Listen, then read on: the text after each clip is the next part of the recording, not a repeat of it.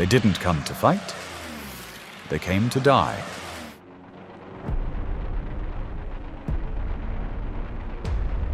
In the final desperate months of the Pacific War, a new and terrifying threat emerged from the skies.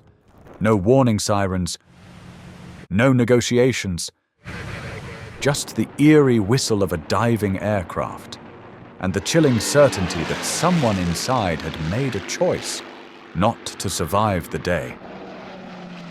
This is the story of the kamikaze, the so-called divine wind unleashed by Japan's military in a last-ditch attempt to reverse a war that was already lost, and it is also the story of those who survived the unimaginable.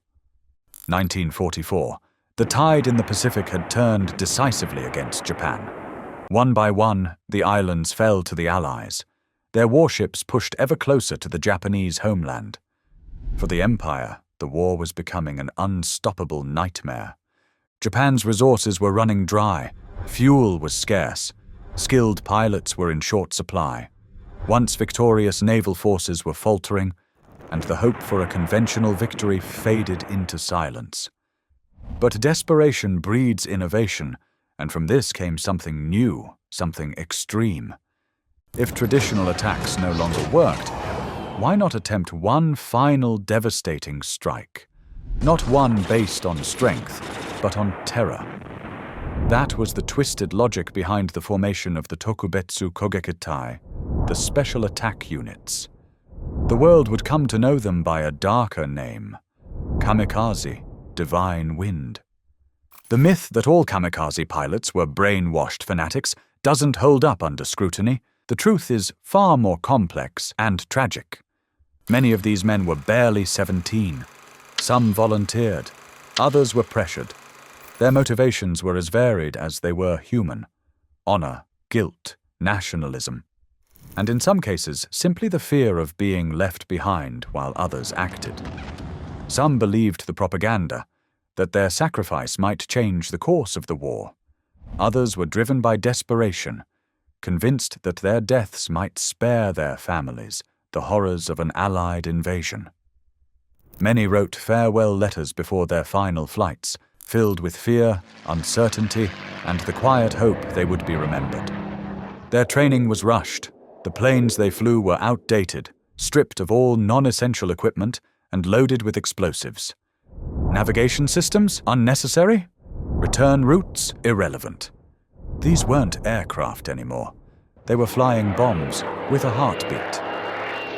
The first organized use of this tactic is widely recognized as October 25, 1944, the day the escort carrier USS St. Lo was sunk off the Philippines. Lieutenant Yukio Seki led a 5-plane kamikaze unit called Shikishima. This time, there was no scouting, no ambiguity. They knew exactly where their targets were.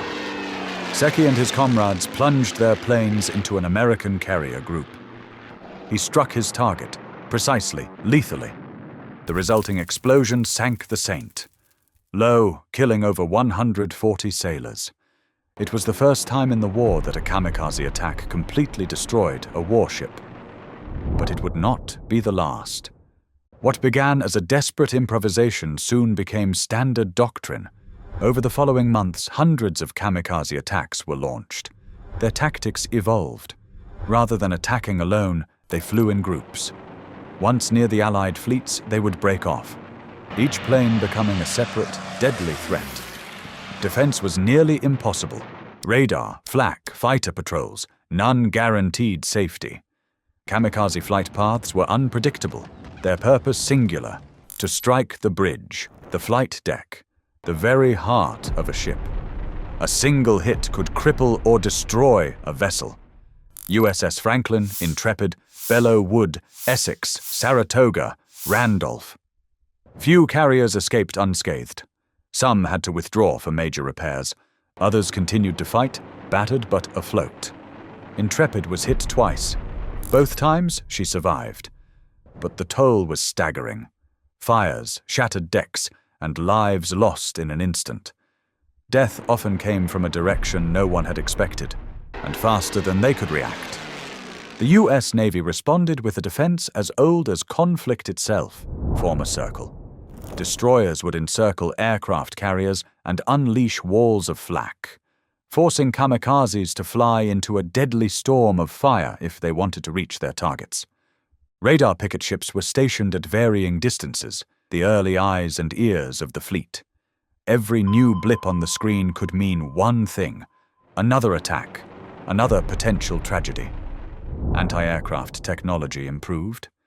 The introduction of proximity fuses allowed shells to detonate near enemy planes without requiring a direct hit.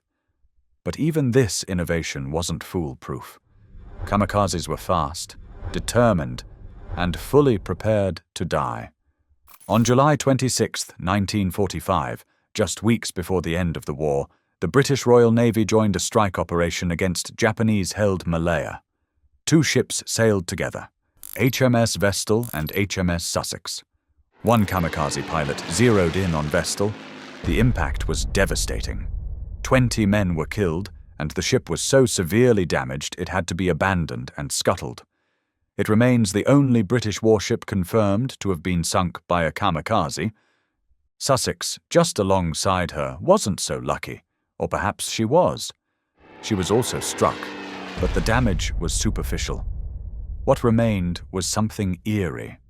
The imprint of the aircraft that had hit her, burned into the hull. A perfect outline of a Mitsubishi Ki-51, known to Allied forces as the Sonia.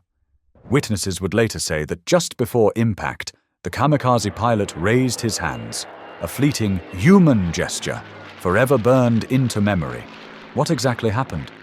Perhaps the aircraft was damaged by flak during its final approach. Perhaps it lost speed. Perhaps the bomb detached before impact. Or maybe it was just luck or fate. The last confirmed kamikaze attacks of the war took place just 3 days later, on July 29, 1945. The USS Cassine Young and USS Horace Bass were hit. Both survived. These were the final desperate acts of a collapsing empire, a last hopeless effort to halt the inevitable. Between October 1944 and August 1945, it's estimated that roughly 4,000 kamikaze pilots perished. They damaged or sank hundreds of Allied vessels. More than 7,000 Allied personnel were killed or wounded. But from a strategic standpoint, they did not alter the course of the war. The American industrial machine was too massive, its momentum unstoppable. The kamikaze were never a path to victory. They were the echoes of a dying empire. After the smoke, the fire, and the silence, what's left? To some, the kamikaze attacks were nothing more than a desperate act of military futility. But to others, historians, veterans, families, they represent something deeper, a glimpse into the human soul when pushed beyond the brink. A tragic convergence of duty, nationalism, and despair. Vice Admiral C.R. Brown of the U.S. Navy reflected after the war on what it felt like to witness such attacks. There was a strange, haunting fascination.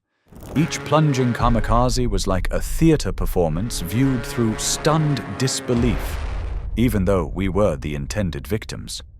For a brief moment, we forgot our fear and felt only this: empathy for the man up there, flying to his death. But perhaps no words speak more powerfully than those of the kamikaze themselves.